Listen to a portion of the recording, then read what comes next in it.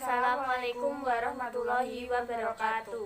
Kami dari kelompok 10 dengan anggota saya Novilia Desta Pindatama dengan NPM 2086206048 Dan saya Ela Rahman Nura Aziza NPM 2086206068. Kami di sini akan mempresentasikan tentang keterampilan menulis.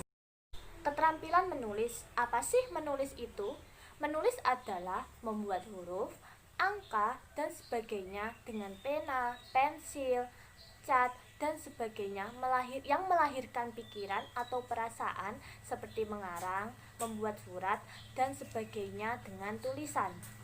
Nah, manfaat keterampilan menulis itu yang pertama, mengasah kecerdasan. Yang kedua, mengembangkan daya inisiatif dan kreativitas. Yang ketiga, menumbuhkan keberanian. Yang keempat, mendorong kemauan dan kemampuan mengumpulkan informasi. Adapun tahap-tahap di dalam keterampilan menulis. Yang pertama adalah tahap pratulis. Tahap pratulis adalah tahap paling awal dalam kegiatan menulis.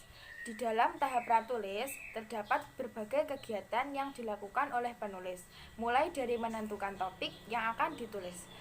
2. Tahap pembuatan. Tahap pembuatan adalah tulisan yang disusun secara kasar dan lebih mengutamakan isi tulisan daripada tata tulisannya sehingga semua pikiran, gagasan, dan perasaan dapat dituangkan dalam tulisan. 3. Tahap revisi. Tahap revisi adalah memperbaiki yang kurang atau mengurangi yang lebih, menambahkan informasi yang mendukung, mempertajam perumusan penulisan, mengubah urutan penulisan pokok-pokok pikiran, menghilangkan informasi yang kurang relevan, dan lain-lain sebagainya. Keempat adalah tahap penyuntingan. Tahap penyuntingan adalah mengulang kembali kegiatan membaca. Kelima, tahap publikasi.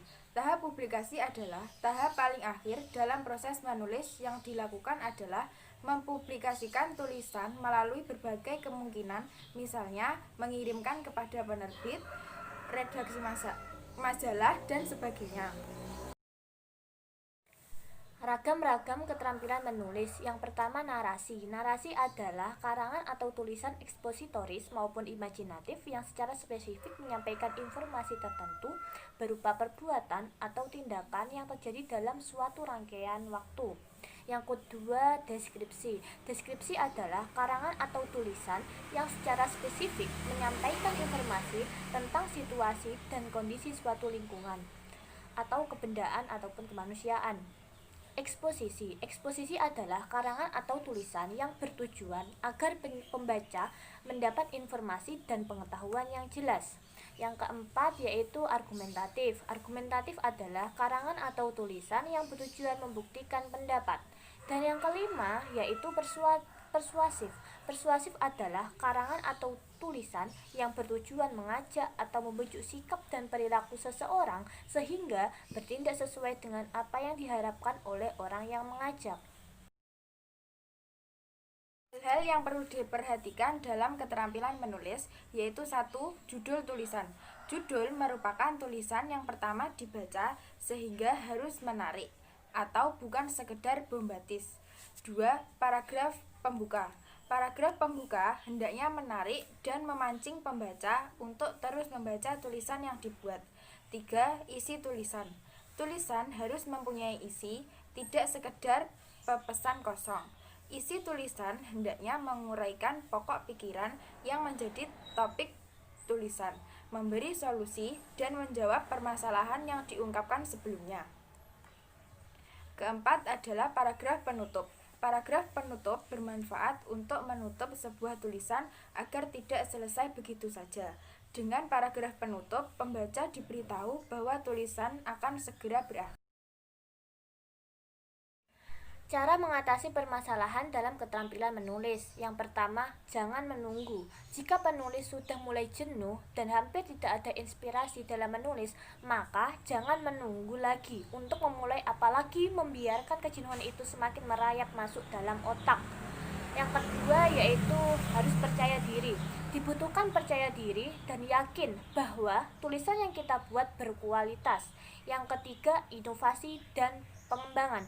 Misalnya, diberi komentar atau bahkan ulasan dan opini penulis sendiri tentang tulisannya. Dan yang terakhir yaitu belajar. Belajar bukan hanya kunci untuk mendapatkan pengetahuan, namun belajar juga sebagai pintu untuk mendapatkan inspirasi dan ide. Hubungan keterampilan menulis dengan keterampilan lainnya. 1. Hubungan menulis dengan membaca. Menulis dan membaca adalah kegiatan berbahasa tulis.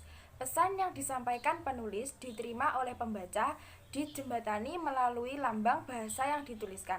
Membaca dan menulis merupakan suatu kegiatan yang menjadikan penulis sebagai pembaca dan pembaca sebagai penulis.